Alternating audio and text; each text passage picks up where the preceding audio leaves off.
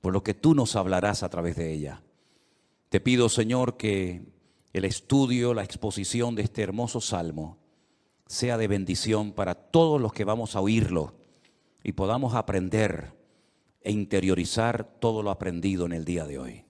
Ayúdanos, Señor, a estar atentos, tanto a la hora de compartir como a la hora de recibir, que tu nombre sea glorificado y que en esta tarde salgamos de aquí renovados y fortalecidos en la fe, en el nombre de Jesús. Amén y amén. Me gustaría primeramente ponerles en la pantalla, en las pantallas de la iglesia, un gráfico donde hemos hecho un pequeño resumen de los 150 salmos que tenemos hoy por hoy en nuestras Biblias. Realmente el libro de los salmos no es un libro, son 5 libros. Y esos 5 libros se llaman en su idioma original Teilín. Y yo ya he dicho muchas veces que todo lo que termina en in es masculino plural. Teilín significa alabanzas. Teilá es alabanza, Teilín es alabanzas. Este es el libro de alabanzas, el himnario, el libro de canciones del pueblo de Israel, que hasta el día de hoy se siguen cantando muchos de estos salmos.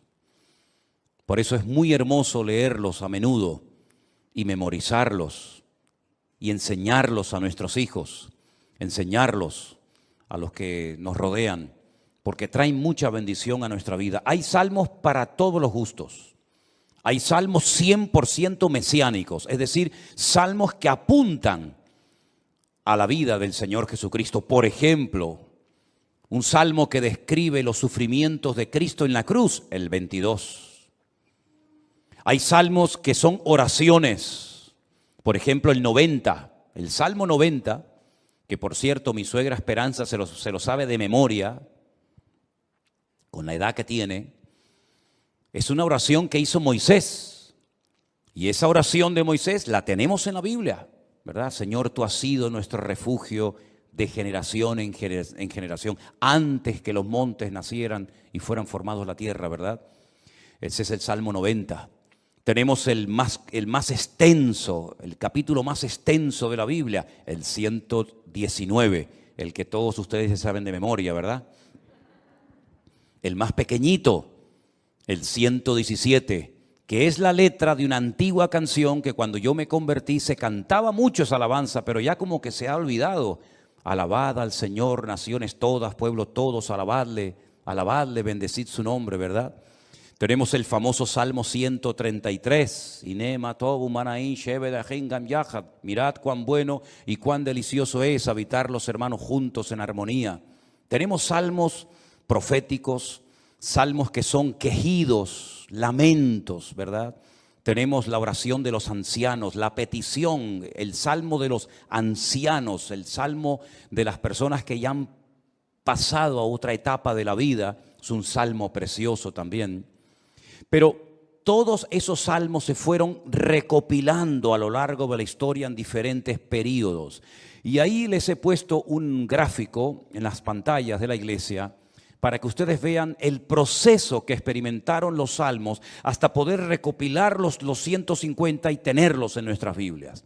Por ejemplo, los primeros 41 salmos, del 1 al 41, se recopilaron, no significa que se escribieron, pero que se recopilaron en la época del rey David. Porque hay algunos de esos salmos que son antes de la época del rey David. Por ejemplo, el que le cité a continuación, el 90, que es de la época de Moisés. Pero esos 41 primeros salmos se recopilaron, se reunieron y posteriormente se añadieron al libro de los salmos en la época del rey David. Otros salmos, por ejemplo, del 42 al 72 y del 73 al 89, se recopilaron en los tiempos de esos 2 grandes reyes de Judá, los reyes del sur. Estos 2 reyes fueron extraordinarios, Ezequías y Josías. Ezequías fue aquel rey que decidió meter el agua por debajo de Jerusalén para que si fuera sitiada, si los enemigos atacaban Jerusalén, no les cortaran el suministro de agua y se murieran de sed, esperando fuera los enemigos que Israel se rindiera. Todavía ese ese túnel subterráneo, esos túneles, mejor dicho, porque son varios, que llevan el agua por debajo de Jerusalén, todavía hoy en día se pueden visitar. Son los túneles que conectan la antigua ciudad de Jerusalén con el famoso estanque de Siloé. Y uno de ellos todavía recoge agua de lluvia y se puede pasar por él, incluso mojándose, el otro no. Y el rey Josías fue un rey muy utilizado, un hombre, un instrumento tremendo en las manos del Señor. Fue aquel rey que, cuando le dijeron hemos descubierto el libro de la Torá, el libro de la ley en el templo que estaba abandonado, hace una serie de reformas extraordinarias que hacía muchísimo tiempo que Israel las necesitaba. Luego tenemos, por ejemplo, del Salmo 90 al Salmo 106 y también del 107 al último, al 150, tenemos esos salmos que se recopilaron en el tiempo de Esdras, el sacerdote, y de Nehemías, aquel copero, ¿se acuerdan? Que vivían en el palacio del rey y que es el instrumento que Dios utiliza para la restauración física, la restauración de los muros y también del templo de Jerusalén. Y Esdras fue el instrumento para la restauración espiritual del pueblo. Porque una cosa es que tú seas restaurado en tu economía, en lo natural, sea economía, sea salud, sea familia, que está bien, Dios también está interesado en restaurar esas áreas de tu vida. Y otra cosa muy distinta es la restauración espiritual de una vida. Tú puedes ser restaurado, digamos, en tu economía, pero no significa de que hayas sido restaurado en lo espiritual.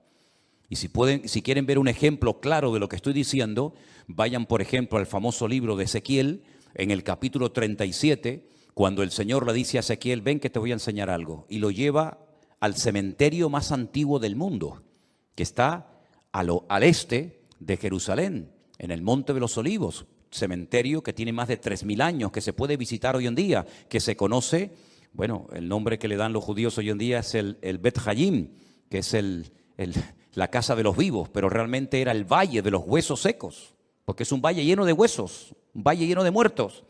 Y el Señor, estando él en Babilonia, le muestra ese valle, ese cementerio, y le dicen, ¿tú crees que estos huesos vivirán? ¿Tú crees que volverán a la vida estos huesos secos en gran manera, que en algunos casos hay años y años que están ahí enterrados? Y el profeta Ezequiel le dice al Señor, yo no sé, Señor, lo que va a pasar con estos huesos, con estos muertos. Y el Señor le dice, predícales, profetízales a los huesos. Y dice que mientras les predicaba, comenzaron a levantarse esos huesos y se formaron cuerpos humanos, seres humanos, con piel, con tendones, con miembros, con cuerpos. Pero dice que eran como muertos vivientes, les faltaba el espíritu. No se movían, estaban ahí quietos como zombies. Y el Señor les dice, les falta el espíritu, profetiza, habla para que el espíritu entre en ellos. Y al final del capítulo 37, el Señor le explica al profeta Ezequiel lo que significa esa visión y le dice, esta es la casa de Israel. Estos son los hijos de Israel, que van a experimentar un resurgir como pueblo, como nación, una restauración nacional, que en los tiempos de Ezequiel era impensable, pero que nosotros sabemos que se ha producido en el siglo XX, en mayo de 1948, los huesos secos, esparcidos por todas las naciones de la tierra, se levantaron en un solo día como pueblo, y ahí están, con su himno, con su bandera, con su tierra, con su capital. Pero la restauración espiritual aún no se ha producido. Todavía falta la restauración más importante del pueblo de Israel, y es la restauración espiritual que se va a producir cuando ellos reconozcan a Yeshua HaMashiach como el verdadero Mesías, Mesías que traspasaron, Mesías que rechazaron, pero que verán algún día que era el verdadero Mesías. En los Salmos encontramos mucha información acerca de la restauración nacional y espiritual del pueblo de Israel. Encontramos que dicha restauración se llevaría a cabo a través de la obra de Cristo, del Hijo de Dios humanado y encarnado, que habitaría entre los seres humanos como un ser humano más. En los Salmos también encontramos al principio mucha información acerca del tipo de salmo que vamos a leer. Por ejemplo, hay salmos que en la parte de arriba pone Mictán. ¿Lo habéis visto alguna vez? Mictán. Y uno dice, ¿y eso qué significa? Mictán es una enseñanza profunda. Un salmo que ponga arriba como título Mictán es una enseñanza a tener en cuenta. Es una sabiduría expuesta por escrito para que el que la lea, el que la reciba, el que la cante, sepa que está cantando verdades muy profundas que nacen del corazón de Dios.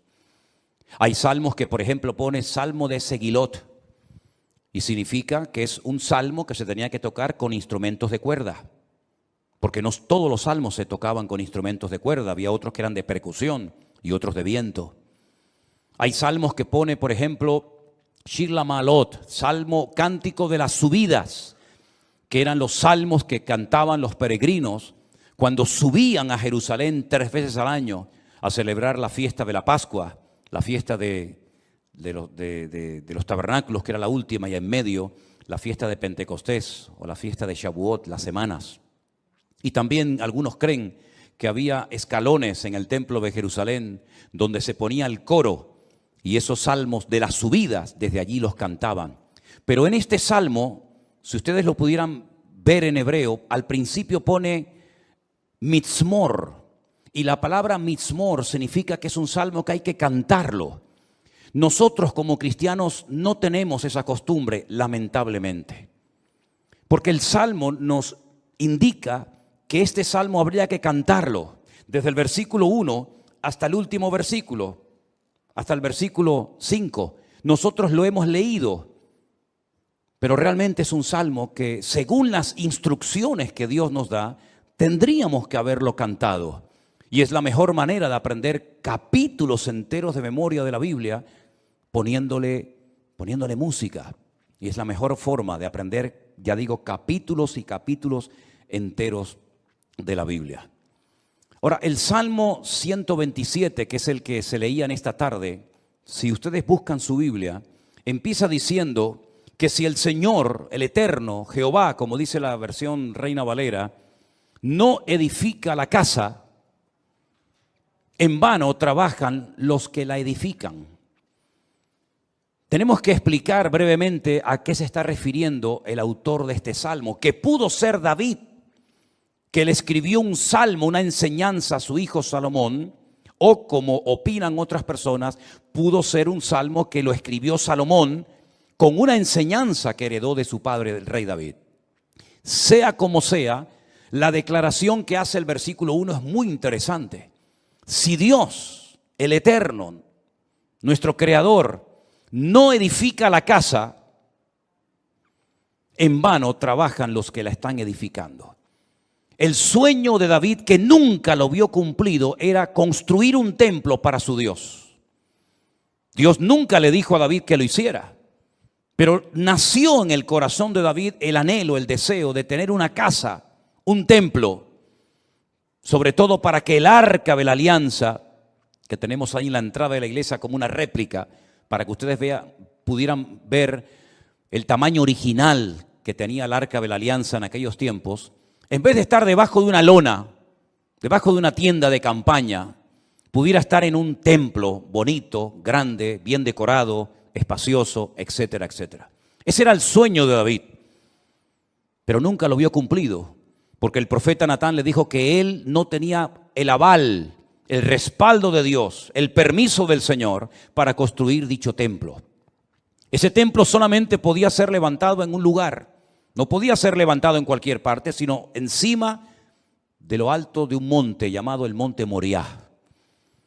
Es una palabra compuesta, el lugar donde Dios me enseña. Moriah viene de maestro, Moré, Morá, Morim, Morot, y Yad es el diminutivo del nombre de Dios. El monte donde Dios es mi maestro, el monte donde Dios me enseña y me instruye, ¿verdad?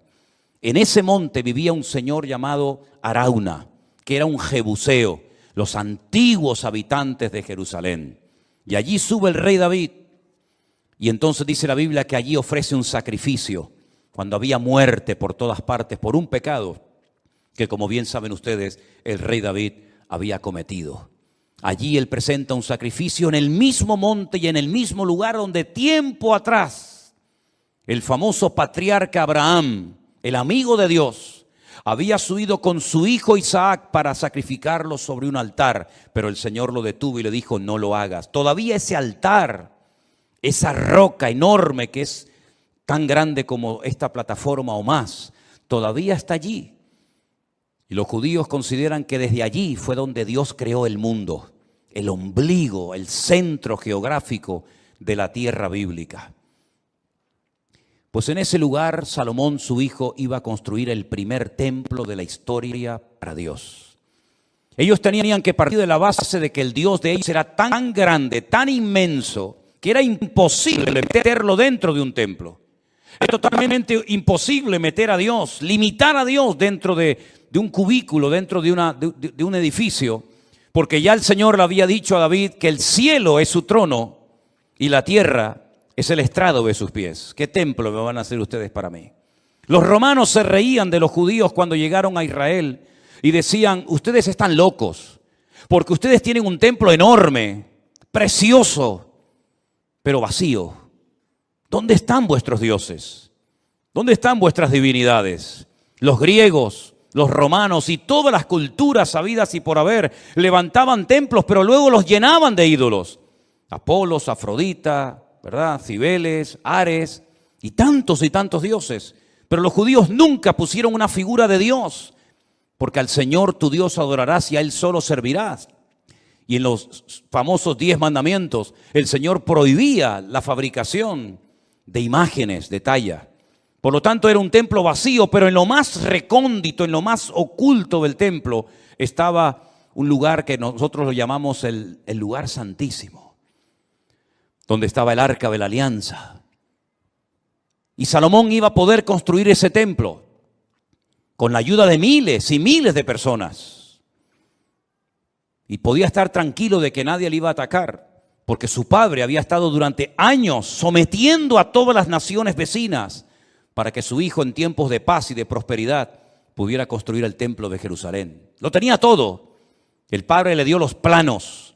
El padre le escribió 77 letras de canciones que las tenemos en la Biblia, los famosos salmos de David, para que pudieran cantar. Inventó instrumentos musicales, le dio oro, piedras preciosas, madera, plata, bronce, lo tenía absolutamente todo.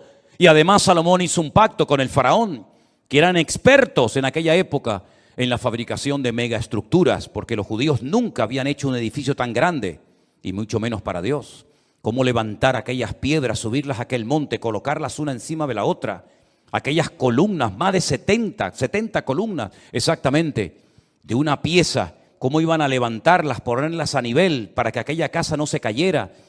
El templo no tenía arcos, como lo inventaron los romanos. Por eso los arcos le han permitido a las fabricaciones y a la arquitectura romana permanecer hasta el día de hoy. Pero eran columnas y era muy difícil poner aquello en pie. Hay, por ejemplo, en la ciudad de Jerusalén, en un lugar donde yo he llevado a algunos hermanos alguna vez, una columna entera que es como de aquí al fondo de la pared, que se quebró y allí la dejaron, y han pasado 2000 años y todavía aquella columna sigue allí. Él hizo un pacto con el faraón, se casó con su hija, hizo un pacto de no agresión. De hecho, su hija se murió en Jerusalén y hay en el torrente de Cedrón hay una pirámide pequeñita, recordando que allí está enterrada una mujer de origen egipcio, porque ella murió en Jerusalén. Y el faraón le ayudó a construir aquel hermoso templo. Pero Salomón sabía perfectamente que él podía tener el oro, la plata, los albañiles, los carpinteros, los canteros, absolutamente todo. Incluso había naciones que todos los años le traían, curiosamente, 666 talentos de oro. Multiplique 666 por 45, era una barbaridad de kilos de oro para ayudarle. Venían personas de todos los continentes de la tierra, unos le traían marfil, otros le traían diamantes, otros le traían de todo. Pero él sabía que aunque lo tenía humanamente hablando todo, sin el respaldo, sin la ayuda del Señor, aquel templo nunca se iba a poder levantar. Y aquí hay una primera lección que tenemos que interiorizar nosotros como cristianos en el día de hoy. Nosotros nos podemos esforzar mucho y de hecho el esfuerzo forma parte de la vida cristiana. Esfuérzate y sé valiente, le decía el Señor a Josué, ¿verdad? Josué capítulo 1. Esfuérzate y pelea, le decía el apóstol Pablo a Timoteo. Pero por mucho que nos esforcemos, por mucho que trabajemos, por mucho que madruguemos o por mucho que trasnochemos, sin el respaldo, sin el favor de Dios, todo lo que hagamos no sirve absolutamente para nada. ¿Cuántos dicen amén? Algunos creen que por trabajar más van a ganar más y se equivocan. Porque la Biblia no enseña que para ganar más hay que trabajar más. Si usted quiere ganar más, no haga eso, porque lo está haciendo al revés.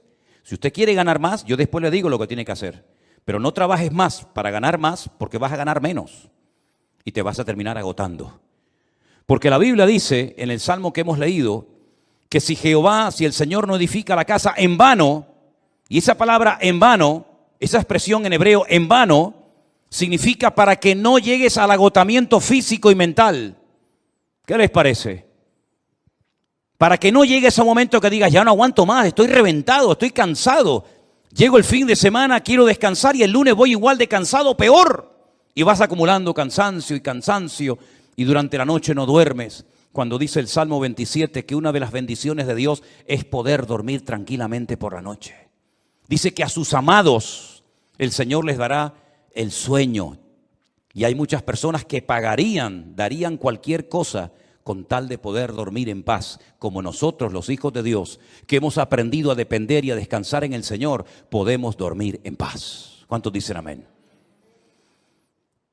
No sé por qué nos han hecho últimamente a Elena y a mí una pregunta, me la hacen de vez en cuando, por internet, por WhatsApp, por correos, incluso hasta en persona. ¿Ustedes están durmiendo bien? Y preguntamos, ¿y por qué nos hacen esa pregunta? Sino porque con todo lo que tienen, todo el jaleo de atender gente de aquí y llamar, ¿ustedes duermen bien? Y la respuesta de Elena siempre es la misma, dormimos perfectamente. Porque nosotros hemos aprendido a descansar y a depender únicamente del Señor. No entramos en estrés, ni en nervios, ni en agobio. No perdemos la paz absolutamente por nada. ¿Por qué? Porque la obra no depende de nosotros. La obra depende del dueño, de la cabeza. Y el dueño y la cabeza es nuestro Señor Jesucristo. Me da mucha pena, mucha lástima cuando veo a cristianos agobiados, cargados, estresados, con la tensión disparada. Perdonen si alguien se siente aludido, yo es que no le he tomado la atención nunca a ninguno de ustedes, por eso hablo desde la libertad, porque claro, va a decir, ¿este hombre cómo sabe que tengo yo la tensión alta? No, yo no sé nada, pero el Señor lo sabe todo. Pastillas para poder dormir, claro, después pastillas para despertarte. Agobiado, estresado, que no llego a fin de mes, que no pago el colegio de los niños, que los libros, que esto, que lo otro. Y yo he cumplido recientemente 60 años. No me da ninguna vergüenza decirlo, al contrario, estamos orgullosísimos de los 60 años que tenemos. Y de esos 60 años, que parecen mucho, pero a la hora de la verdad no son tantos, de esos 60 años, 40 los he dedicado a servir única y exclusivamente al Señor. Es decir, no me he dedicado en otra cosa los últimos 40 años de mi vida más que a servir al Señor.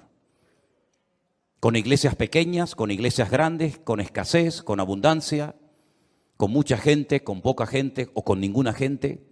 Y en estos últimos 40 años, si algo hemos aprendido, sobre todo en este último año, es que Dios es galardonador de los que le buscan. Y cuando más difícil estaba todo, y cuando humanamente hablando era imposible que esto siguiera adelante, el Señor sin manos nos dio una cachetada de amor, mostrándonos y enseñándonos que Él es el que edifica su casa y su obra, y no nosotros.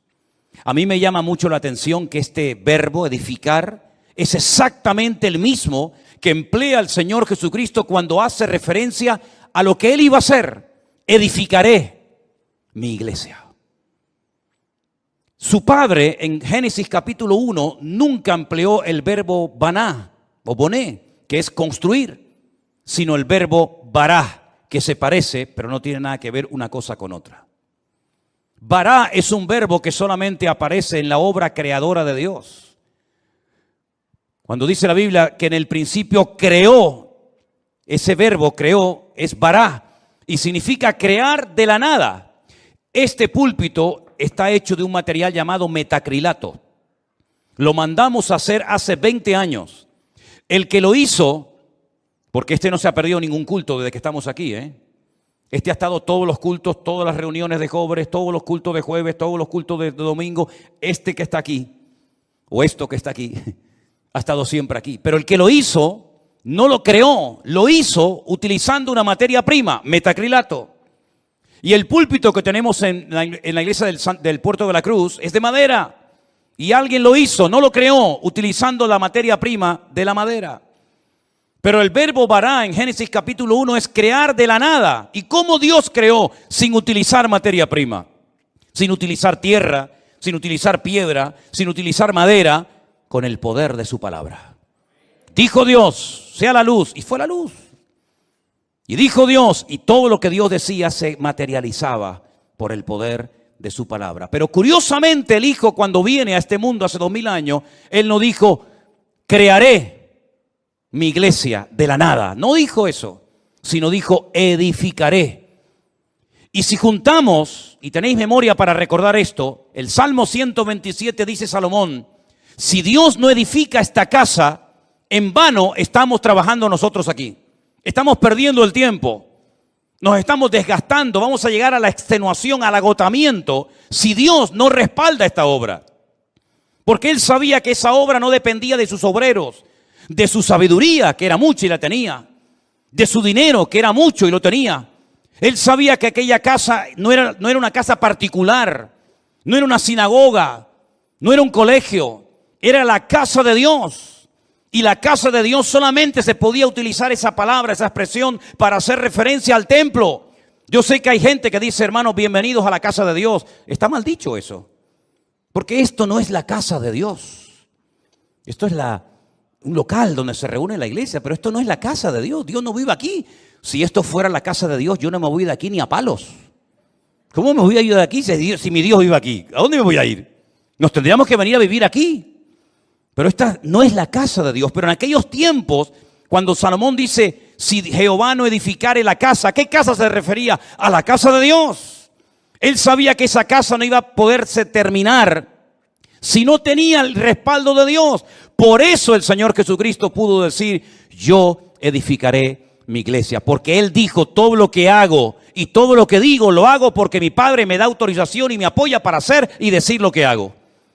Por eso la iglesia ha permanecido en estos últimos 2000 años con persecuciones, con todo tipo de regímenes políticos, con falsas doctrinas, con divisiones, etcétera, etcétera. ¿Por qué? Porque el que la está fabricando no es el hombre, el que la está construyendo es el Señor Jesucristo. Y nosotros somos piedras vivas en ese edificio, pero la piedra angular, la que soporta todo el peso, es nuestro Señor Jesucristo. La piedra que desecharon los edificadores ha venido a ser la cabeza del ángulo. Bendito sea Dios. Piná, Rosh Piná. Eso es, Rosh Piná. Hay un pueblo en Israel muy bonito que se llama Rosh Piná, que significa la cabeza del ángulo. Pero este salmo, ¿sabes? Te da una calma, te da una paz impresionante, porque no tienes que estar dependiendo de tu esfuerzo personal, sino del respaldo de Dios. Y yo le hacía esta mañana a los hermanos del Puerto de la Cruz 2 preguntas que se las voy a hacer ahora a ustedes. ¿Dios está respaldando lo que estás haciendo? Piensa bien, ¿eh? Todos no vamos a ser pastores, todos no van a ser predicadores, evidentemente. Pero todos y cada uno de ustedes, de nosotros, nos dedicaremos en la vida a algo. Pero mi pregunta es, ¿a eso a lo que hoy por hoy te estás dedicando, tú notas en tu vida el favor de Dios, el respaldo de Dios? Si la respuesta es sí, yo siento que en mi profesión, en mi carrera, en mis estudios, en mi trabajo, yo siento y noto que el respaldo, que la bendición de Dios está conmigo. Gloria a Dios, no sabes cuánto me alegro, hermano. Pero si la respuesta es no, entonces ¿por qué lo estás haciendo? Si sabes que Dios no te ha mandado a hacer lo que estás haciendo, ¿cómo te atreves a hacerlo? Porque la segunda pregunta que les iba a hacer es, ¿por qué estás haciendo lo que estás haciendo? ¿Para ganar un sueldo? Es decir, ¿tú sabes que no estás haciendo lo que Dios quiere Esa no es la voluntad perfecta de Dios para tu vida, pero igualmente lo haces porque a final de mes un señor te pone un sobre con un dinero para poder cubrir tus necesidades. ¿Así es como tú te has montado tu vida cristiana? ¿Te ves haciendo lo que estás haciendo tus próximos 10 años, 20 años de tu vida? ¿Ese es el futuro de tu vida?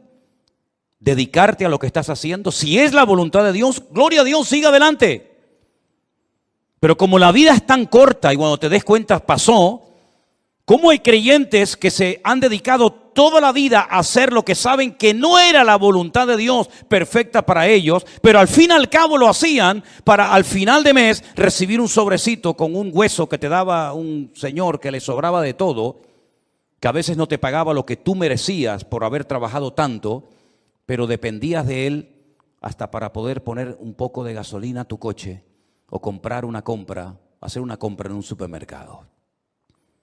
Para eso murió el Hijo de Dios en una cruz, para que viviéramos como la gente del mundo, sin marcar una diferencia y sin demostrarle al mundo que Dios nos enseñó a nosotros en su palabra un estilo de vida diferente. Yo te voy a confesar algo que probablemente es la primera vez en mi vida que voy a decir en público. Yo no sé si en algún momento, en alguna iglesia, en alguna predicación, desde los 19 años que estoy sirviendo al Señor, yo he dicho alguna vez esto que voy a decir ahora. Esto sería como dicen en televisión, esto es una primicia. ¿Tú sabes cuál era la preocupación, la gran pregunta que yo tenía en el tercer año de escuela bíblica, de seminario, cuando yo estaba a punto de salir? ¿Sabes cuál era mi pregunta? ¿De qué voy a vivir? Porque yo no quería volver a la casa de mis padres. Porque yo le había dicho a mi padre que el Señor me había llamado. Y cuando él me preguntaba ¿de qué vas a vivir? No había iglesias por ninguna parte. Hoy en día hay iglesias por todas partes. Pero en aquellos años, hace 40 años, no había iglesias prácticamente por ninguna parte. Eran contadas con los dedos de una mano las iglesias que, por ejemplo, había en Tenerife. Muchas de las iglesias que ustedes conocen o han visitado, o a lo mejor han estado, no existían. Las iglesias eran de 10, 15 personas, había muy poca gente, un culto de jóvenes con 5, 6 jóvenes, era un avivamiento. No había prácticamente nada y la pregunta que yo tenía en aquellos años era, ¿de qué voy a vivir? Porque no quiero volver otra vez a vivir en la casa de mis padres, porque sería entonces darle la razón al viejo de que me equivoqué y al fin y al cabo tengo que volver a vivir con ellos hasta para poder comprarme un par de zapatos. Pero casi la última semana de estudiar en aquella escuela bíblica en Las Palmas, en un piso allí cerca de las playas de las canteras, llegó un misionero, como eso ya les he contado en otras ocasiones, y me pidió que viniera aquí a Tenerife a echarle una mano en la obra. Y desde ese día, el 31 de mayo me gradué, mayo tiene, desde el 1 de junio de 1981, ¿qué día es hoy? ¿Cuál? 31 de octubre, fíjate. Desde el 1 de junio de 1981 hasta el 31 de octubre del 2021, yo no he hecho otra cosa en mi vida más que servir al Señor. Me pude casar, pudimos viajar, hemos fundado iglesias en algunos lugares y estamos disfrutando de la obra del Señor como nunca jamás en la vida habíamos soñado. Sabemos lo que es estar sentado en una cama con una libreta, con una calculadora, sacando los gastos del mes y diciendo, no llegamos, no llegamos, no llegamos. Pero también sabemos lo que es, el Señor es mi pastor y nada me faltará. Hemos aprendido a vivir en escasez como no te imaginas. Y hemos aprendido a vivir en abundancia, hemos aprendido a dormir en cualquier lugar, porque el Señor nos ha mostrado de que cuando una persona es capaz de hacer un mínimo gesto por el Señor respalda y bendice la vida de esa persona. Y tengo un temor tremendo en mi corazón por toda la manera como el Señor nos está bendiciendo y abriendo puertas en todas partes. Porque sabemos perfectamente que no es por nuestros méritos, no es por nuestros méritos. Quiero decirles que cuando muchos de ustedes vinieron a esta iglesia, nosotros ya hacía años que estábamos aquí. Hacía años que estábamos en este lugar. Y el Señor ha ido edificando poco a poco su obra. Y hoy en día podemos hablar para la gloria del Señor de miles y miles de personas que en todas partes del mundo, muchos de ellos han conocido al Señor Jesucristo como su Señor y Salvador personal en este último tiempo. Anoche tenía una reunión por Zoom con todos los hombres de la iglesia virtual del grupo número 2, gente con más de 80 años, dándole gracias al Señor porque en la recta final de su vida, como ellos mismos decían, han conocido el Evangelio del Señor Jesucristo y tienen un hambre por conocer más y más de la palabra que a mí realmente me deja sorprendido todo lo que el Señor está haciendo. Yo quiero decirles a todos y a cada uno de ustedes que yo también tuve tu edad y estuvimos dispuestos cuando éramos jóvenes, recién casados con 21 años, a pagar un precio. Y nos llamaron locos. Los pastores nos reunían de vez en cuando y nos decían: estáis locos. ¿Cómo sois capaces de ir con una niña pequeña como era Priscila en aquellos años a un país tan lejos, sin conocer prácticamente a nadie, a vivir por fe? Pero cuando el Señor edifica su obra y cuando el Señor respalda su obra, no hay impedimento que pueda frenar la vida de un hijo y de una hija de Dios. Y yo quiero desafiarte a que tú pierdas el miedo, porque si de algo a mí me ha servido el Salmo 127 es a perder el miedo. Si Anderson, que está conectado al liderazgo y a los coordinadores de la iglesia virtual número 1, les hablara acerca de lo que cuesta, del presupuesto enorme que cuesta el hacer todas las actividades, nos quedaríamos con la boca abierta. Pero el Señor ha suplido de una forma increíble, porque el Señor es galardonador de los que le buscan, y cuando Él edifica la casa, no hay nada ni nadie que la pueda detener. Fíjate que en el Salmo 121, si te das cuenta, habla de la casa de Dios, es decir, lo principal, la obra de Dios, nada ni nadie la va a detener. Pero en segundo lugar, habla de la ciudad. Si Jehová no guardare la ciudad, en vano vela la guardia. Este versículo, cada vez que me tocaba a mí guardia en el ejército y te daban todas las balas y la metralleta y el armamento para estar de guardia, yo siempre lo decía en alta voz: si el Señor no guardare la ciudad, en vano vela la guardia. Porque todo lo que hagamos, todo tu esfuerzo personal, y que conste, quiero dejar bien claro, por favor, hermano, que el Salmo 127 no es un salmo que apoya al perezoso, al vago, al negligente. No, al contrario. El esfuerzo forma parte de una vida cristiana normal. Pero todo nuestro esfuerzo, nuestro sudor, nuestro trabajo, no sirve de nada si el Señor no respalda lo que estamos haciendo para Él. Absolutamente de nada. Luego es un golpe al ego del hombre, porque la gloria no me la llevo yo. Yo he sido el que he edificado, como decía Salomón, Nabucodonosor, ¿se acuerdan? Yo fui el que levanté la gran Babilonia, y al final tuvo 7 años viviendo en un monte como un animal, para que el Señor pudiera arrancar de su corazón la arrogancia y el orgullo. Porque una persona arrogante, acomplejada u orgullosa no es digna de estar sirviendo al Señor. Una persona con orgullo, una persona que se le sube a la cabeza lo que tiene, lo que es o lo que hace, es una persona que no está capacitada para estar al frente de una obra. Por eso a mí me da alegría ver al hombre más sabio de la tierra, a uno de los hombres más ricos del mundo, como era Salomón, que cuando la reina de Saba vino y lo visitó, le dijo: lo que me contaron no es ni el 1% de lo que ven mis ojos. Que él reconozca que el éxito de aquella obra no estaba en él, sino estaba en su Dios. Y nosotros tenemos que aprender hoy más que nunca, que tenemos que aprender a depender de Dios. Y eso hay que enseñárselo a nuestros hijos, y hay que enseñárselo a los jóvenes de la iglesia.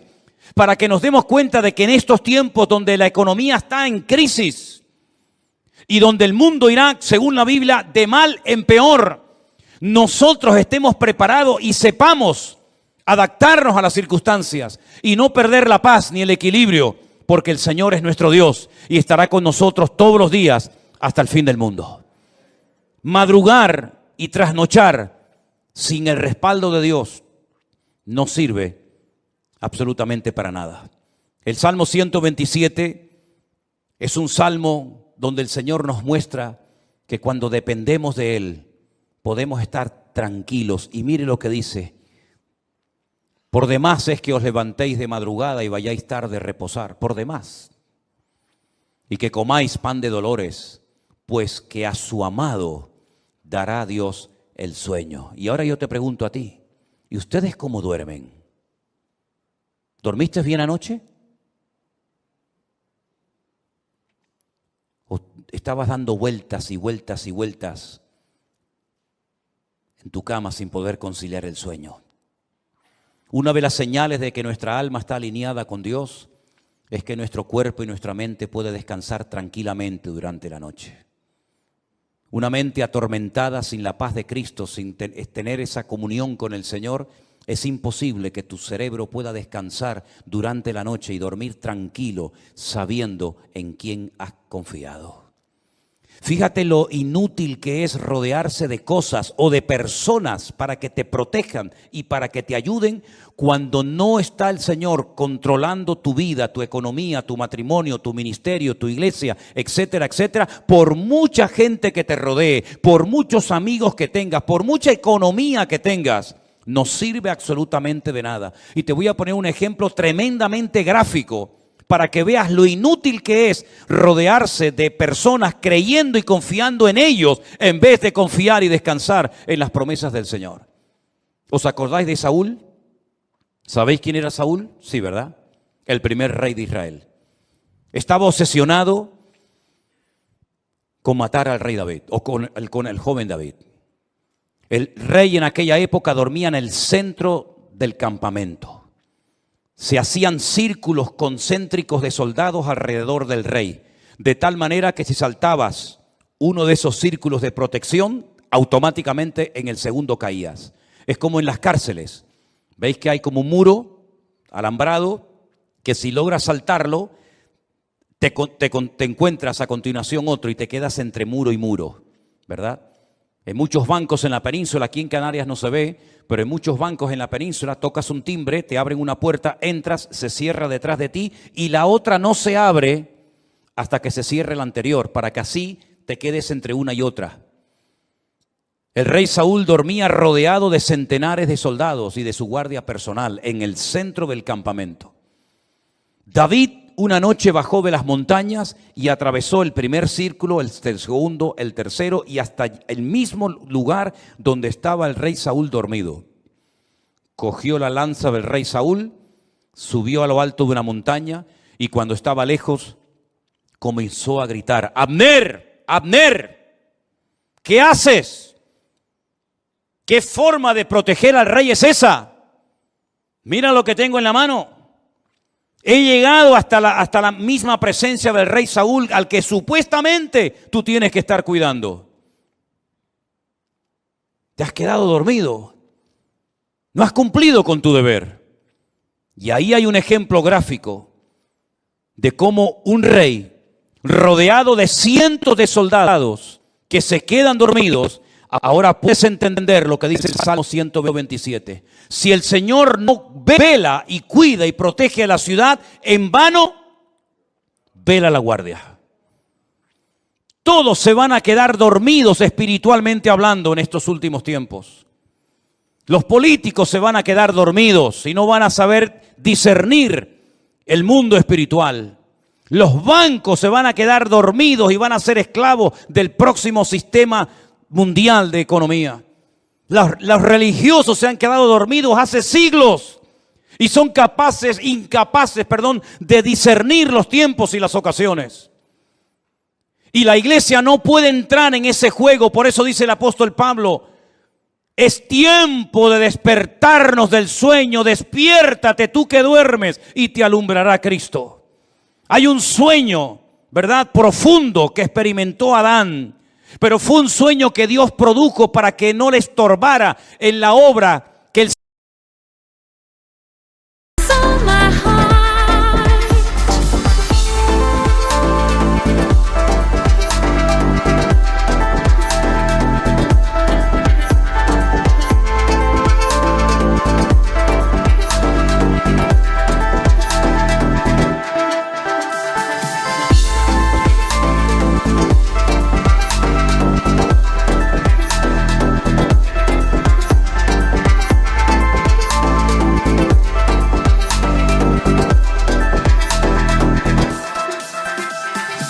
Never thought I'd find love like this. Never thought I'd be waiting. Move your body, let your spirit soar. Ella, you're out and move your body. And the way you speak to me brings thoughts. I always hoped that you would stay. Cherish my life.